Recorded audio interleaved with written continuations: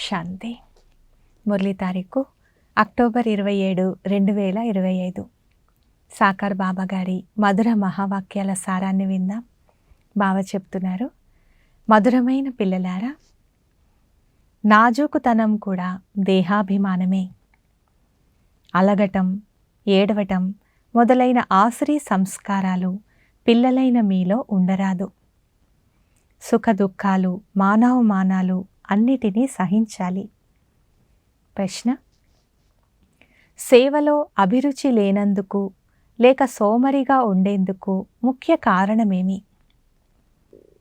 జవాబు: దేహాభిమానం వలన పరస్పరంలో ఉండే బలహీనతలను చూస్తూ ఉన్నంత వరకు సేవలో అభిరుచి కలగదు. పరస్పరంలో అభిప్రాయ భేదాలు ఉండడం కూడా దేహాభిమానమే.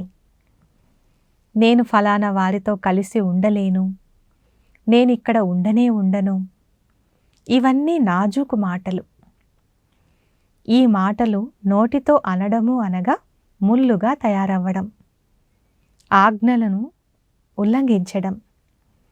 మీరు ఆత్మిక మిలిటరీ వారు, అందువల్ల ఆర్డర్ లభించిన వెంటనే హాజరవ్వాలి. ఏ మాటను నిర్లక్ష్యంతో పెడచెవిన పెట్టకండి అని బాబా అంటున్నారు. అచ్చా, మధురాతి మధురమైన అపురూపమైన పిల్లలకు మాతాపిత బాప్దాదాల ప్రియ స్మృతులు మరియు గుడ్ మార్నింగ్. ఆత్మిక పిల్లలకు ఆత్మిక తండ్రి నమస్తే. పిల్లలందరి తరపున ఆత్మిక తండ్రికి గుడ్ మార్నింగ్ మరియు నమస్తే. ధారణ కొరకు ముఖ్య సారం. మొదటి పాయింట్: చాలా మధురంగా, శాంతిగా, అతి మధురమైన స్వభావం కలవారిగా అవ్వాలి. ఎప్పుడూ కోపగించుకోరాదు.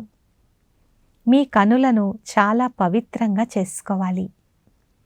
రెండో పాయింట్: బాబా ఇచ్చే ఆజ్ఞలను వెంటనే అంగీకరించాలి.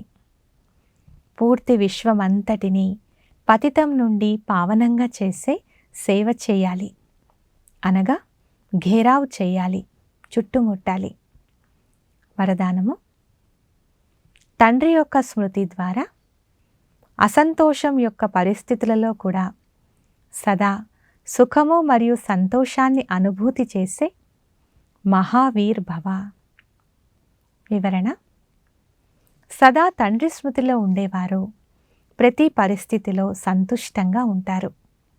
ఎందుకంటే జ్ఞానశక్తి యొక్క ఆధారంపై పర్వతం వంటి పరిస్థితి కూడా ఆవగింజ సమానంగా అనుభవం అవుతుంది. ఆవగింజ అనగా కొంచెం కూడా లేదు. అసంతోషకరమైన పరిస్థితి ఉండవచ్చు, దుఃఖాన్ని కలిగించే ఘటన ఉండవచ్చు, కానీ దుఃఖం కలిగించు పరిస్థితిలో సుఖం యొక్క స్థితి ఉండాలి. అప్పుడే మహావీరులని అంటారు. ఏం జరిగినా కొత్తదేమీ కాదు, నథింగ్ న్యూ అనే స్మృతితో పాటు తండ్రి యొక్క స్మృతి ద్వారా సదా ఏకరస స్థితి ఉండగలదు. అప్పుడు దుఃఖము, అశాంతి యొక్క అలలు కూడా రావు. స్లోగన్: తమ దైవీ స్వరూపం సదా స్మృతిలో ఉంటే ఎవ్వరి వ్యర్థ దృష్టి పడదు. అవ్యక్త సూచన: స్వయం మరియు సర్వుల పట్ల మనసా ద్వారా యోగ శక్తులను ప్రయోగించండి. ఈరోజు పాయింట్: సైన్స్ శక్తి యొక్క ప్రయోగం లైట్ ఆధారంపై జరుగుతుంది.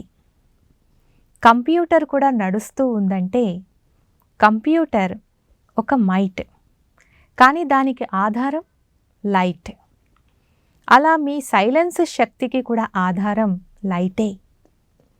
ఆ ప్రకృతి యొక్క లైట్ అనేక రకాల ప్రయోగాలను ప్రాక్టికల్లో చేసి చూపిస్తున్నప్పుడు మీ అవినాశి పరమాత్మ లైట్, ఆత్మిక లైట్ మరియు వాటితో పాటు ప్రాక్టికల్ స్థితి అనే లైట్ ఉంటే వీటి ద్వారా ఏ ప్రయోగమైనా ఎందుకు జరగదు? అచ్చా, ఓం శాంతి.